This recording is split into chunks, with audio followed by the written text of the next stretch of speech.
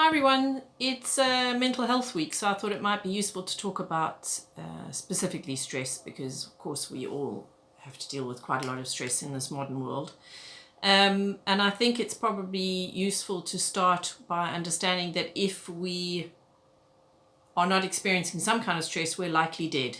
So in other words, if you're alive, you're going to be experiencing stress of some kind, because stress is your body adapting to change, to in the environmental influences that affect it.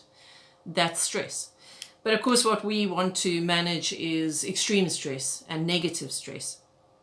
So I think what's useful to understand is that experiments that have been done in the past have suggested that when you have some form of control over your stress, in other words, when you can create leverage to relieve the stress from time to time, you're more likely to have less harmful hormones produced that are less likely to damage you over the long term than if you are stuck in a situation where you're under extreme stress and you have no means of controlling that. So if I think of a story that comes to mind, I had a client see me a number of years ago, and she's a teacher at a school. This was back in South Africa.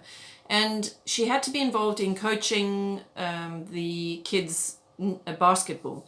And she absolutely hated it. She hated it to the point where she actually wanted to change her job, because she couldn't handle this full day of work, having to coach kids on top of that. And then she still wanted to get to gym and train and achieve what she wanted to achieve in terms of physical goals. So we spoke about this concept of stress and how you either need to change the stress itself or you need to change your response to it, because those are really the only two choices you have. And she didn't really want to leave the job, so she knew that she had to give some thought to changing her response to the stress.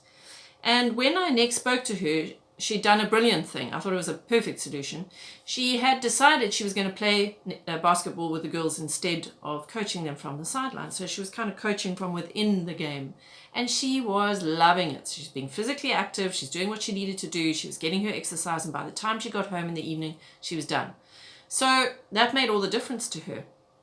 Now for you, maybe it's something like, you could, if you feel that you get to the end of the day and you still want to try and get to gym, but you're so tired and you just don't have the energy, rather build physical movement in through your entire day so that you're much more active through a typical day. And then come the end of the day, you don't have to feel guilty about not getting to gym. So that just releases that pressure on you to do another thing that you've got to fit into an already full day. Or, for example, you could get a spouse, a partner, a child or children to take on. You could delegate some cooking to them. So you could be like, Mondays, Wednesdays and Fridays, someone else cooks. And you come home, if you're the primary cooker, you come home, or the chef, and it's done for you. So you've created that leverage that would then allow you just to sit and relax for a bit. You don't have to go full on straight in. Some of that work is taken from you. So I'd encourage you to give a bit of thought to the things that might make a difference to your current level of stress. So you need to kind of look at your day, see where there's some leverage to change things, see where you can delegate, see where you can lessen the pressure. And that really will make a big difference to how you experience your life on a day-to-day basis.